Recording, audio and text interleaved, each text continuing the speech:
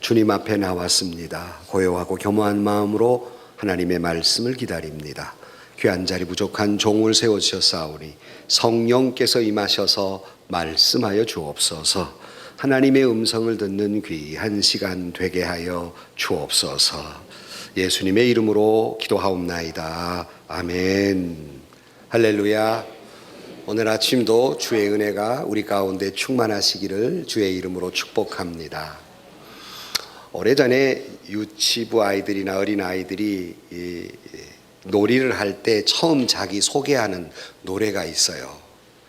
당신은 누구십니까? 그 이름 아름답구나 그러잖아요. 오늘 아침 여러분에게 묻고 싶습니다. 당신은 누구입니까? 물론 묻는 장소나 사람에 따라서 대답은 달라질 수 있으나 오늘 아침 여러분에게 당신은 누구십니까? 라는 질문은 우리의 그에 대한 대답은 나는 예수 믿는 사람입니다. 나는 그리스도인입니다. 또는 나는 성도입니다. 이렇게 대답할 수 있을 것입니다. 이것은 이 묻는 까닭은 우리는 신앙인으로서의 자기 정체감, 나는 예수 믿는 사람이다, 나는 예수께 속한 그리스도인이다, 나는 거룩한 성도이다 라는 자기 정체감을 늘 잊지 않고 살아가는 저와 여러분들이 되시기를 주의 이름으로 간절히 축원합니다. 성경에 그리스도인이란 말이 나오는 것은 사도행전 11장 26절 말씀에 제자들이 안디옥에서 비로소 그리스도인이라 일컬음을 받았다. 그래서 그리스도인이라고 부르기도 합니다. 예수님을 닮아가는 사람, 예수님의 제자들이라는 의미이지요. 그런가 하면 성도라는 말씀, 물론 예수님도 말씀하셨지만 로마서 1장 7절 말씀에 로마에서 하나님의 사랑하심을 받고 성도로 부르심을 받은 모든 자에게 하나님 우리 아버지와 주 예수 그리스도로부터 은혜와 평강이 있기를 원하노라 말씀하면서 우리를 성도로 부르심을 받았다 이렇게 표현합니다. 성도라고 하는 것은 일반적으로 잘 아시는 대로 구별된 사람이다 그런 뜻입니다. 무슨 말이냐면 성도라는 말은 세상과 구별된 삶을 살아가는 사람이다. 그러니까 하나님께서 말씀하시기를 내가 거룩하니 너희도 거룩하라 말씀하셨으니 믿지 않는 사람들과 속하게 살지 말고 적어도 우리 믿는 사람들은 거룩하게 살아라. 왜? 우리는 예수 그리스도의 피로 깨끗함을 받고 거룩함을 받은 성령의 사람이요 하나님의 자녀이며 영원한 생명을 소유하며 살아가는 자로서 이 땅에 살아가는 여느 사람과 같지 아니하고 다른 삶을 살아가는 거룩한 백성이다. 그런 의미로 우리는 성도라는 말을 씁니다. 성경은 계속해서 우리에게 너희들은 다른 사람이다. 너희들은 이 세상 사람들과 구별되게 살아야 한다. 다른 방식, 다른 생각, 다른 원리, 다른 이치로 살아야 한다 라는 말씀을 성경에서 계속 말씀하고 있습니다. 오늘부터 우리는 이 신앙인이라는 게 뭘까? 신앙인은 어떤 존재인가? 우리가 다 예수 믿는 사람들이잖아요. 근데 우리는 한 해를 시작하면서 기초적인 질문을 해보자는 겁니다. 신앙인은 어떤 사람인가?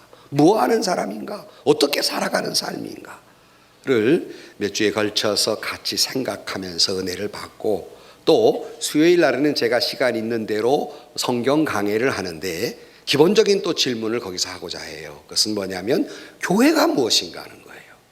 우리 신앙인의 이 두 가지 질문은 굉장히 중요한 질문이에요.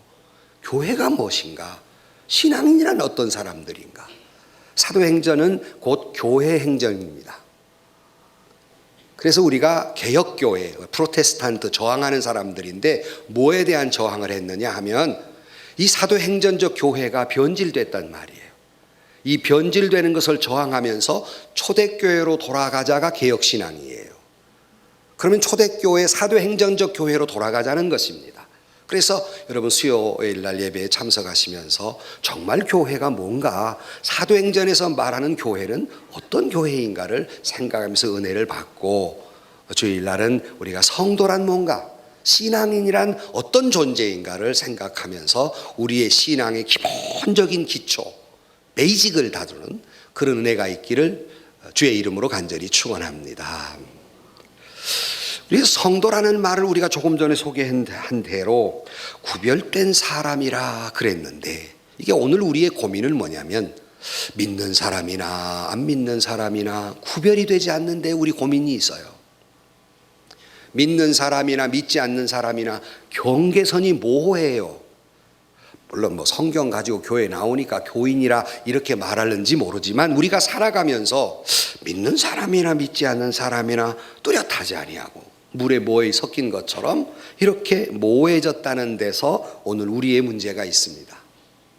우리는 신문지상이나 뉴스를 보면서 사람이 이렇게 악해질 수 있는가, 어떻게 세상이 이렇게 계속 악해지는가, 이렇게 의문을 가지면서 악한 사람들이 더 악해졌다고 이야기하지만 정말 그럴까?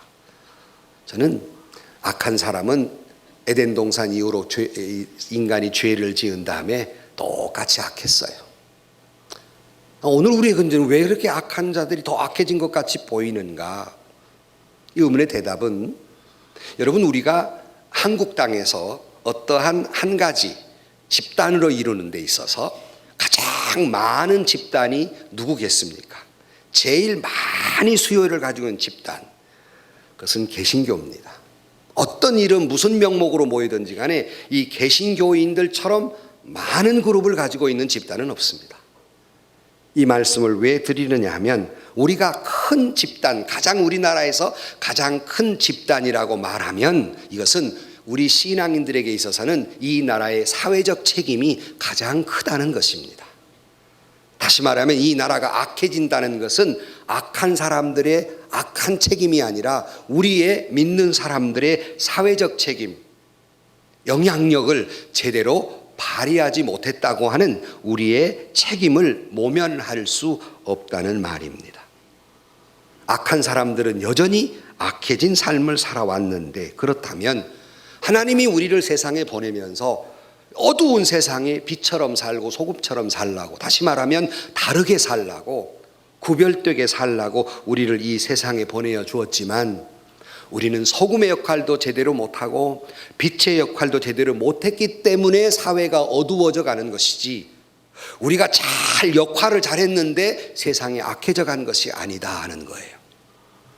얼마 전에 말씀드린 대로 천년의 어두움도 작은 성냥불 하나의 어두움을 물리칠 수가 있는 겁니다.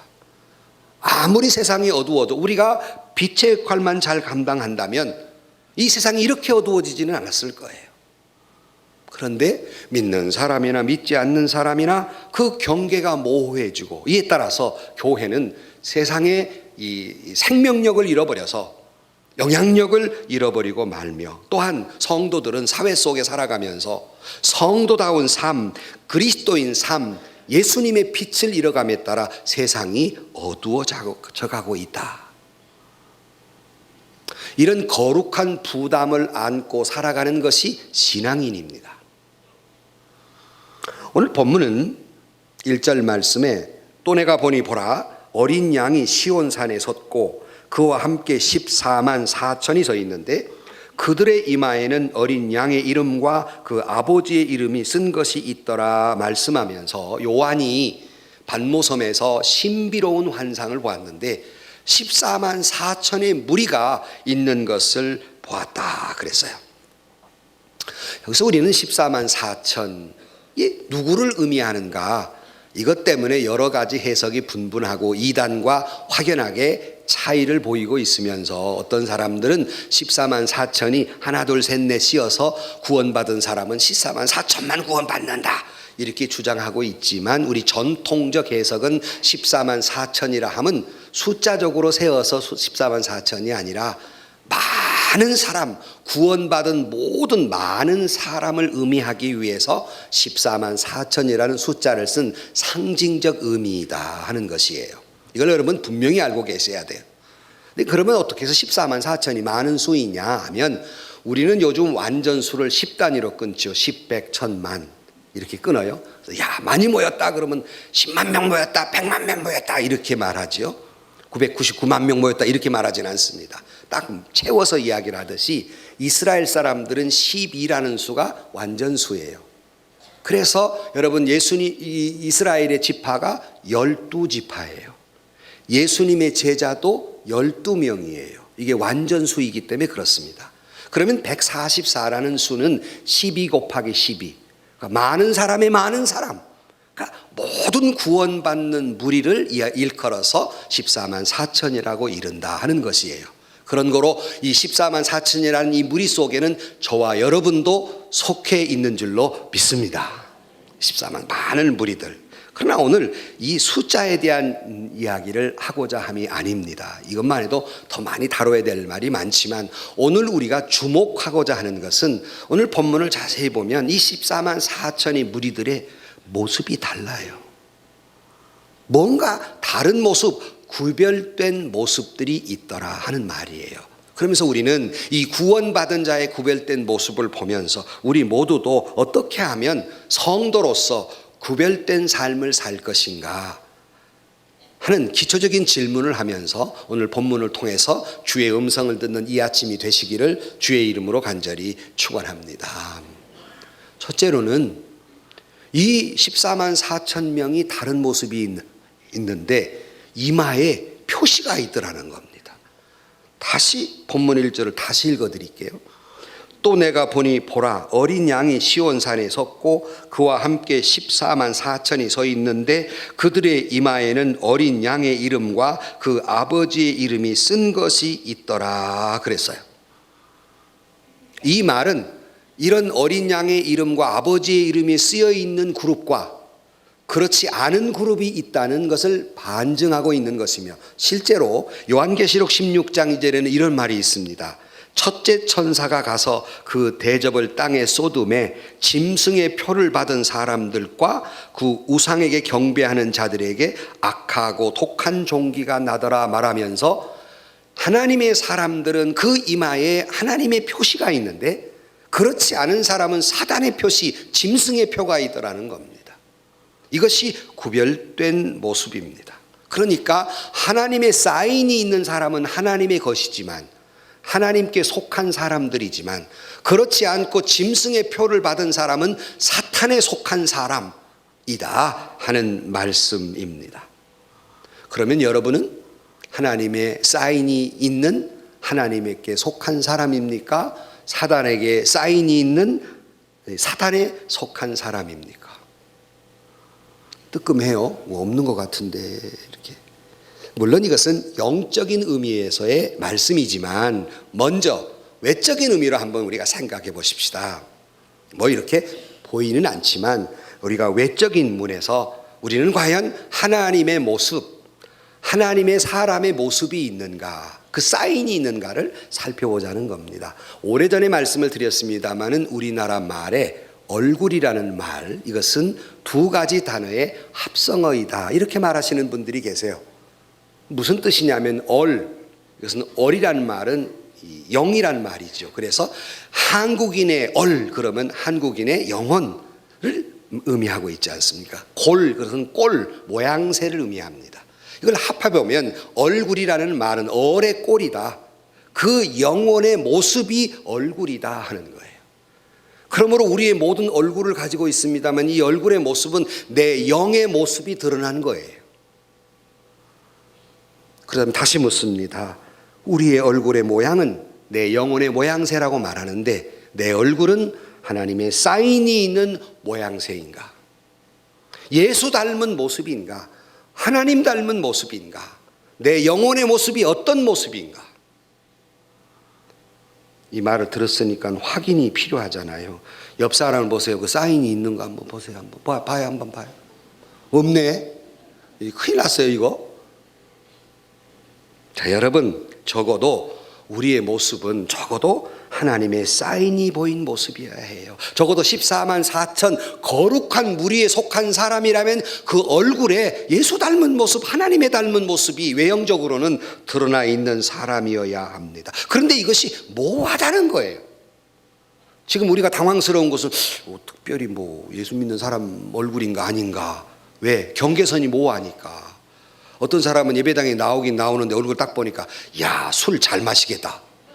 이거는 이 경계선이 모호하단 말이에요. 이게 지금 그런 얼굴 있잖아요. 우리 빛에 쳐다보면 입장이 곤란하니까 쳐다보지 말고.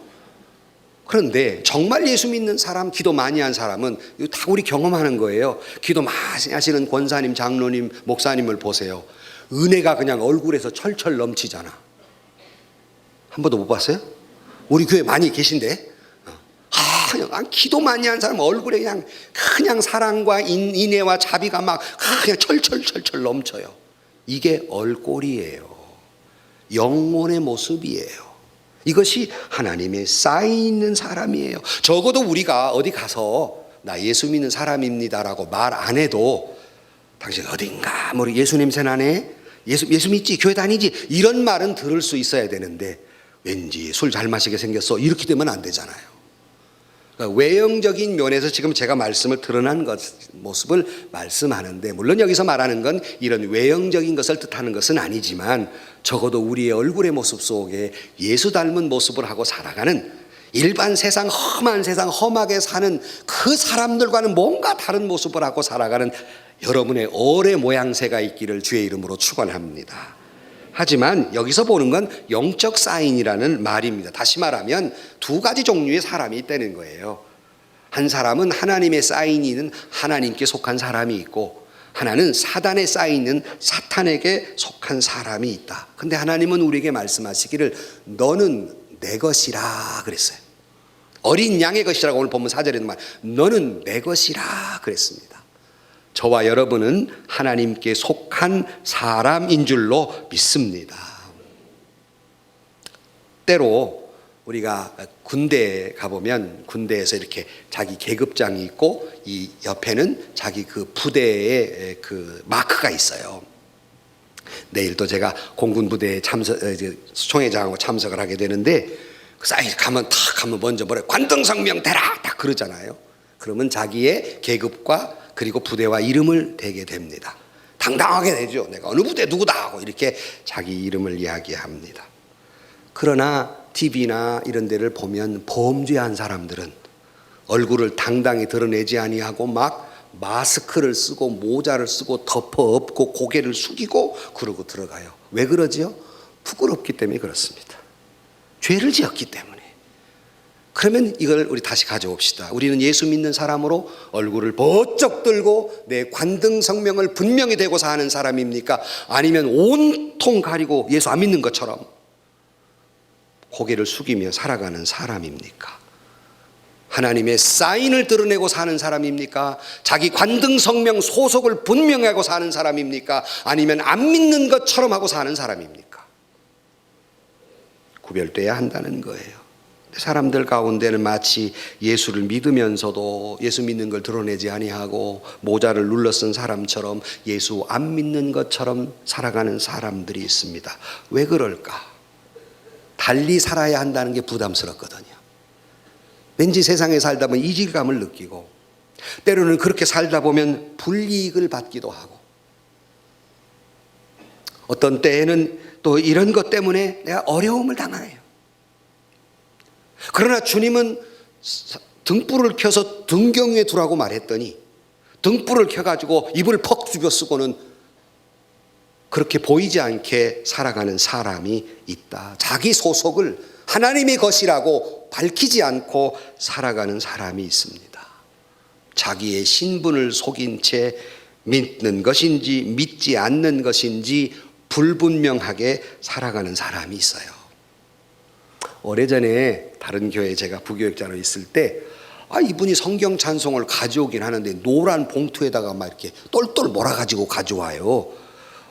왜 그렇게 그러냐고 그랬더니 목사님, 제가 예수 믿는다면 세상이 욕해요. 세상이 욕해. 그냥 부끄러우니까 똘똘똘 몰아가지고 가져오는 거예요. 여러분 혹시라도 그렇게 사는 건 아닙니까? 소속을 밝히지 않는 범죄인으로 살아가고 있습니까? 소속을 분명히 밝힌 하나님의 사인을 드러내고 살아가는 사람입니까? 오늘 본문은 신앙인이란 자기가 예수 믿는다고 하는 분명한 소속감 속에서 밝히 드러내며 살아가는 사람이다, 이렇게 말씀하고 있습니다. 우리 모두는 예수 믿는 사람으로서, 신앙인으로서, 하나님의 속한 사람으로서 세상의 빛과 소금의 역할을 당당하게 밝히며 살아가는 저와 여러분들이 되시기를 주의 이름으로 축원합니다. 이것이 신앙인이에요. 이것이 구별된 사람이에요. 이것이 성도예요. 근데 두 번째로, 이 성도는 어떤 존재냐면 마치 순결한 신부와 같은 존재이다 하는 거예요. 오늘 본문 4절 말씀에 보면 이 사람들은 14만 4천, 이 사람들은 여자와 더불어 더럽히지 아니하고 순결한 자라 그랬어요. 오늘 세상은 타락할 대로 타락한 세상입니다. 그러나 성경은 우리에게 거룩하라고 말씀하신 거룩한 신부로 살아가라고 말씀하는 것은, 세상은 악한 것으로 더럽혀진 세상이지만 너희는 그런 세상 속에서 순결한 신부로 살아가라. 다시 말하면 세상에 물들지 아니하고 오직 하나님만 사랑하며 살겠다는 그 신앙의 정조와 지조를 지키며 살겠다는 순결한 신부라는 것입니다. 오직 하나님만을 향해서 주님만을 섬기고 거룩한 신부로 살아가는 사람들, 이것이 예수 믿는 사람, 이것이 구별된 사람, 이것이 성도라는 말입니다. 세상 사람들은 매일매일의 그들의 삶의 기준이 세상의 방법이에요. 그러나 저와 여러분은 살아가는 사람이라면 방법이 뭐냐면 주님이 기뻐하시는 삶, 주님이 원하시는 삶, 예수만을 사랑하며 살아가는 삶, 거룩한 신부인 것이 옳시다. 그래서 우리의 생각은 온통 어디에 젖어 있어야 되냐면, 어떻게 하면 주님이 기뻐하실까? 이렇게 하면 주님이 원하시는 길일까? 이것이 과연 주님이 바라시는 방법일까? 그 생각 속에 살아가는 사람이에요. 또 비록 우리가 겪는 세상 속에 살아가면서 이 기쁨이, 이 슬픔이, 이 고통이, 이 아픔이 주님이 기뻐하시는 일이라면 온통 예수 그리스도의 중심으로 살아가며 온통 모든 생각과 삶의 출발점이 예수 그리스도인 사람은, 오늘의 내 이 아픔과 슬픔과 고통이 주님이 기뻐하시는 사람이라면 이것이 복이다라고 생각하며 살아가는 사람입니다. 어떤 어려움이 있습니까? 여러분의 어떤 고통이 있습니까? 우리가 예수로 출발한 성도라면, 구별된 사람이라면 내게 어떤 어려움과 고통이 온다 할지라도 이것이 주님이 기뻐하신 일이라면 내게 복이다, 그렇게 생각하고 살아가시기를 주의 이름으로 축복합니다. 왜냐하면 트루만 대통령이 이런 말을 했어요. 역경은 위대함으로 가는 예비 학교이다 그랬어요.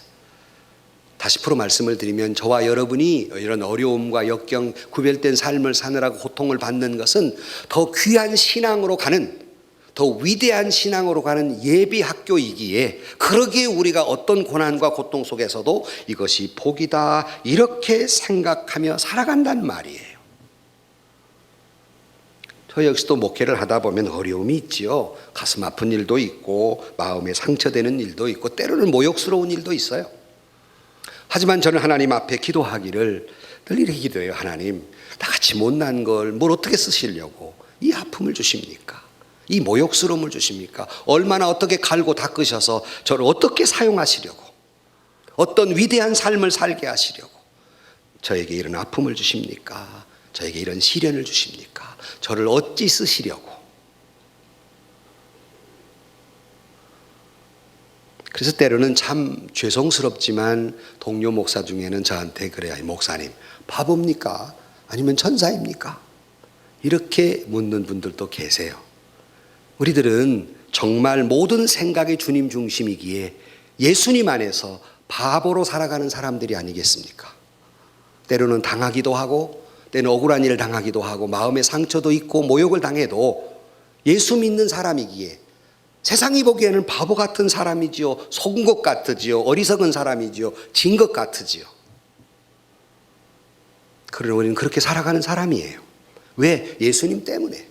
그러므로 그렇게 생각하면 문제가 아니에요. 그러므로 오히려 그렇게 생각하면 시련이 축복으로 다가오게 됩니다. 우리 중심이 하나님을 기쁘시게 하는 것이, 내 아픔이, 이 고통이, 이 피 흘림이 주님을 기쁘시게 하는 것이라면 여러분, 이 아픔도 내게 복이다, 이렇게 생각하며 살아가시기를 주의 이름으로 축원합니다. 그렇게 살아갈 때 순결한 신부로 살아갈 수가 있는, 그렇지 않으면 배신하고 배반하고 세상 온갖 방법을 동원하게 돼 있어요. 때로는 우리가 아픔도 있고 누가 내 얼굴에 침을 뱉고 누가 나에게 욕을 했어도 하나님이 나를 위대한 신앙인으로 이끌어가는 예비학교라면, 나를 훌륭한 신앙인으로 갖고 가는 과정이라면, 실패도 고통도 질병도 여러분 내게 복이다라고 생각하며 신앙의 정조와 지조를 지키며 살아가는 거룩한 신부로 살아가시기를 주의 이름으로 축원합니다. 이것이 신앙인이에요. 참 어렵죠. 그러나 세 번째로는 그러기에 이들의 삶의 모습이 다를 수밖에 없습니다. 오늘 본문 마지막 5절 말씀에 보면 그 입에는 거짓말이 없고 흠이 없는 자이더라 그랬어요. 그러니까 세상 사람과 구별되는 건 뭐예요? 세상 사람들은 온갖 거짓말을 통해서라도 출세하고 자기 이익을 추구하지만 믿는 사람들은 그 입술에 거짓말이 없더라. 세상 사람들은 거짓말하고 권모를 쓰고 술수를 하고 잔꾀를 부려가면서 어떻게든지 자기 이익을 위해서 살아가지만 예수 믿는 사람은 그런 사람이 아니라는 거예요.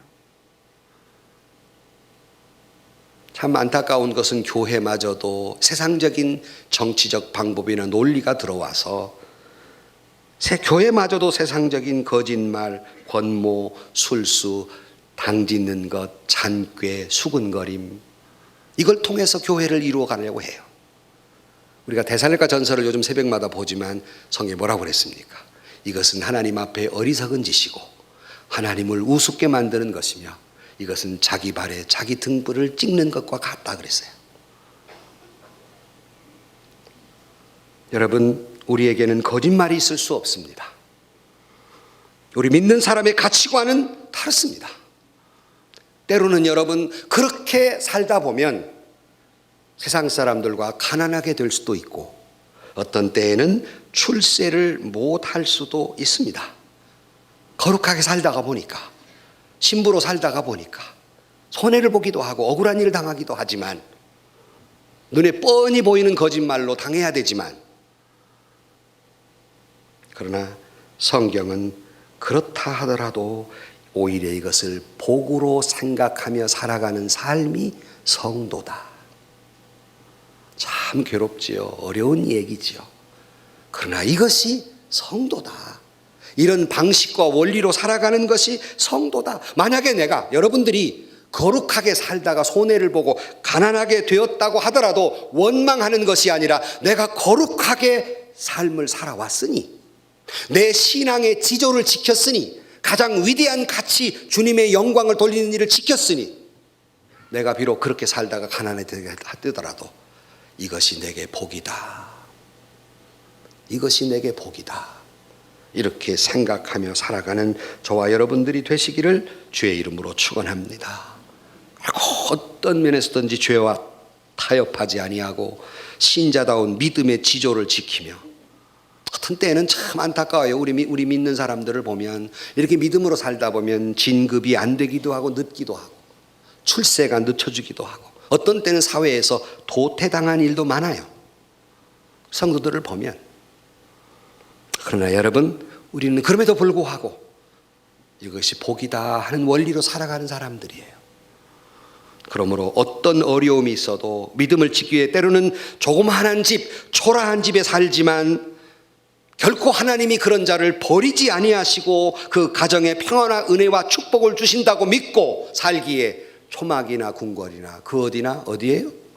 하나님의 나라. 초막에 살아도 궁궐에 살아도 그 어디나 하나님의 나라. 이것이 다르게 살아가는 사람이에요. 이것이 세상과 다른 우리의 점이에요. 주님은 그런 가정을 화목하게 축복해 주시는데, 이런 사람들이 살아가는 가정은 늘 그러기에 화목의 원리, 사랑의 원리, 그리고 은총의 원리로 살아가지만, 반대로 세상적인 사람들은 사랑의 원리가 아니지요. 은혜의 원리가 아닙니다. 세상적인 말로는 뭡니까? 이에는 이, 눈에는 눈. 이게 세상적인 원리로 살아가는 사람입니다. 그러나 우리 믿는 사람들은 그걸로 살아가는 것이 아니라 은총의 원리로, 사랑의 원리로. 그래서 여러분, 세상의 방법은 뭐예요? 그를 죽여서 내가 사는 것이 세상의 방법이라면, 은총의 원리는 내가 죽어 그를 살리는 것이 은총의 원리예요. 아무도 아멘도 안 해. 싫거든. 나도 싫어요, 사실은. 근데 그렇게 살라고 하시잖아요. 남을 죽여서 내가 출세해야 되는데 성경은 반대로 살라는 거예요. 그 주님이 모범을 보이셨어요. 어떻게? 높고 높은 보호자여 낮게 천한 이 땅에 오셔서 당신의 생명을 던져서 한 생명의 십자가의 죽음으로 모든 사람을 구원했다면 그것을 최고의 가치로 여기며 살아가는 것, 이것이 예수 닮은 거 아니겠습니까? 이것이 신앙인의 원리가 아니겠습니까? 그 신앙인이에요. 한번 소개했는데, 워치만이라고 하는 유명한 중국의 존경받는 선교사님이 계셨는데, 그분의 글에 보면 이런 이야기가 있어요. 한 아주 믿음 좋은 농부 중국인이 있었는데, 너무나 가물어가지고 아주 쓰게 물을 자기가 퍼서 자기 논에다 물을 댔어요. 다음날 아침에 가보니까 물이 다 빠져버린 거예요. 보니까 옆에 논으로 있어. 뻔해요. 이 물 다 퍼간 것이 뻔해요. 쫓아가가지고 당신 세상에 그럴 수 있냐고. 내가 얼마나 힘들게 물을 댔는데 우리 논 물을 다 가져가냐고. 상대방이 미안하다고 다시 돌려놨어요. 여러분, 가뭄 때 되면 그 사람들만, 뭐 우리나라도 흔히 있는 일, 물 대는 것 때문에, 물고 때문에 맨날 싸우잖아요. 돌려놨어요.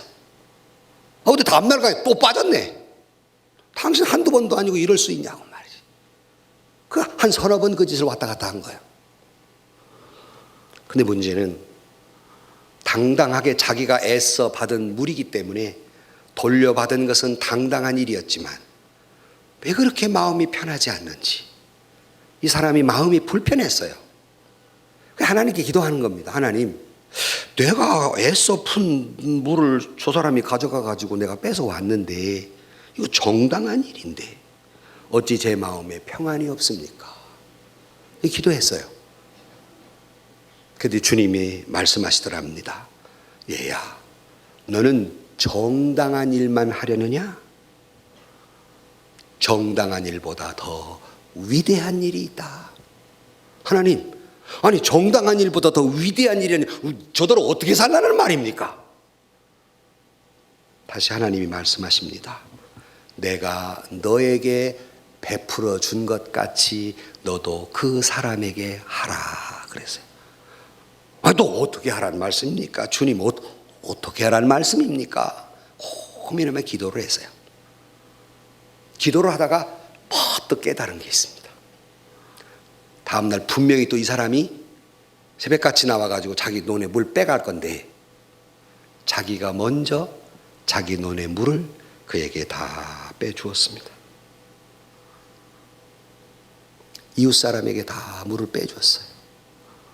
그러자 마음속에 놀라운 기쁨과 평안이 샘솟듯 솟아나게 되었다 하는 거예요. 여러분은 당당한 일을 하고 살아가시렵니까? 당당함보다 위대한 일을 하고 살아가시렵니까? 기독교인의 삶의 원리는 정의와 당당함도 귀한 것이지만 그보다 더 위대한 일을 하라고 말씀하시는 겁니다. 남의 생명보다 내게 생명이 소중한 것은 당당한 일이고 정당한 일이지만 내 생명을 죽여 그를 살릴 수 있다면 그를 가는 것은 위대한 일이고 그것은 주님이 가신 길이에요. 이것이 신앙인의 삶의 원리라는 말씀입니다. 우리 기독교인의 삶은 정당하냐 정당하지 아니하냐 또 소중히 여기는 거 맞습니다. 그러나 더 삶의 원리는 위대하냐 아니냐에 그게 은혜이냐 아니냐를 생각하며 살아가는 것이라는 말입니다. 우리에게 이런 은총의 원리로 살아가라고 말씀하고 있습니다. 은혜의 원리로 살아가라는 말입니다. 흑백을 가리거나 정당하냐 아니냐 합리적이 아니냐가 아니라 이것이 은혜이냐예요. 은혜란 말은 무슨 말입니까? 자격이 있는 자에게 주어지는 것을 은혜라고 말하지 않습니다. 도무지 자격이 없는 자에게 베풀어 주는 것을 은혜라고 말해요. 세상의 원리는 베풀 자격이 있을 때만 주어지는 그 세상의 원리라면, 우리 신앙인의 삶의 원리는 도무지 베풀어 줄 가치가 없는 사람에게도 사랑과 은혜를 베풀어 주는 것이 신앙인의 원리예요. 여러분은 지금 세상의 원리로 살아가십니까? 아니면 신앙인의 원리로 살아가십니까? 신앙인의 삶은 옳으냐 그르냐에 앞서 더 위대하냐 아니냐, 은혜이냐 아니냐를 말하고 있는 것입니다. 세계적으로 유명한 신학자이자 설교자인 미국의 아이언 사이드 박사가 교회에서 회의를 진행하고 있었는데 청년 하나가 손을 푹 법이요 그랬어요. 법이요. 미리 말씀드리지만 교회는 정의냐 아니냐가 중요하지만 그렇다고 해서 법대로 운영되어지는 것이 아닙니다. 어떤 결정의 과정에서 민주주의적 방식을 택하는 건 맞습니다만은 결론은 은혜입니다. 법대로가 아니에요. 법을 찾으면 회의만 길어져. 막 2시간, 3시간. 건강한 교회는 회의가 짧습니다. 건강하지 못할 때 길어지는 거예요. 법을 찾으니까. 그러니까 법이요 그랬어요. 다시 말씀드리지만 우리 교회의 논리는 은혜의 논리예요. 그래서 민주적으로 모든 교인이 100% 그 길을 가자 해도 하나님의 말씀이 노하면 노하는 기수로 가는 것이 교회예요. 민주주의가 아니에요. 말씀에 순종하는 원리예요. 법이요. 그러니까 이 사이언스 박사가 이북의 젊은이 법대로 하기를 원하는가? 만약에 하나님이 자네를 대할 때 법대로 대했다면, 자네를 법대로 다루었다면 자네는 지금 어떻게 되었을 것인가? 아마 지옥에 갔을 것이네. 여러분 지금 이 말을 들으면서 그래도 법대로 해야지, 민주주의지 생각하십니까? 하나님이 여러분을 법대로 다루셨다면, 민주적 방식으로 다루셨다면 여러분이 이 자리에 앉아 계실 수 있습니까? 교회의 탄생 자체가 그렇지 않아요. 여러분이 이 자리에 있는 자체가 은혜이지 법의 원리가 아니란 말이에요. 민주적인 절차가 아니에요. 교회의 탄생 자체가 그렇게 돼 있어요. 주님은 이 원리로 살라는 거예요. 주께서 나를 다루신 것 같이 나도 그를 다루는 거예요. 주님이 당신의 생명을 죽여 그의 생명을 살린 것처럼 우리도 그렇게 살라는 말씀이에요. 이거는 정정당당한 일이 아니죠. 이건 은혜의 원리이죠. 어떻게 정정당당한 원리로 원수를 사랑합니까? 그럴 수 없어요. 오직 은혜의 원리로만 원수를 사랑할 수 있는 거예요. 마음에 새겨두어야 합니다. 우리 기독교인은 인간관계는 은총의 원리이고 사랑의 원리이고 내가 죽고 그가 사는 원리이지 세상의 원리처럼 내가 살고 그가 죽는 원리가 아니라는 말입니다. 기독교는 옳고 그름에 앞서서 법에 앞서서 은총의 원리, 사랑의 원리로 살아가는 사람, 그러기에 다른 사람들이에요. 그러기에 세상 사람들과 그 점이 다르다는 거예요. 그러기에 성도라는 말이에요. 5천만 명이 법대로 하자고 외쳐도 단 한 사람 크리스찬이 그래도 은총의 원리로 사랑의 원리로 살자고 등불을 밝혀야 하는 것이 저와 여러분의 사명입니다. 세상이 악해져 가는 것은 이 불이 희미해져 가기 때문입니다. 결론으로 말씀을 드리면 그러므로 우리는 세상이 더 악해져 갔다고 누구를 원망할 자격이 없는 사람들입니다. 어두움은 원래 어두웠어요. 그러나 빛으로 밝히면서 다르게 살아갈 우리가 밝은 등불이 아니라 오히려 꺼져가는 등불이 되었기에 세상이 어두워가는 것을 알기에 우리는 악한 사람을 원망할 수가 없어요. 우리가 다르게 살지 못한 책임이에요. 우리가 하나님의 원리로 살지 못한 까닭이에요. 우리가 성도로, 진실한 성도로 살지 못한 까닭에 이 세상은 악해져 가고 있는 겁니다. 이 세상은 어두운 거예요. 내가 밝혀야 할 등불이 꺼져 가고 있기 때문에. 앤디 앤드류스라고 하는 사람이 쓴 폰터시의 위대한 결정, 두 번째 책이죠. 이 책의 서평에 옥하는 목사님이 쓴 서평은 이런 서평이 있어요. 하나님은 우리의 인생을 결정해 주시는 분이 아니다. 다만 하나님은 우리가 훌륭한 결정을 하도록 기다려 주신다. 이 책은 여기에 대해 분명히 밝히고 있다라고 서평을 쓰고 있습니다. 이 시간 책을 소개하자는 것이 아니라 하나님은 우리의 운명을 결정하시는 것이 아니라 우리가 좋은 결정, 위대한 결정을 하도록 기다리고 계신다 하는 거예요.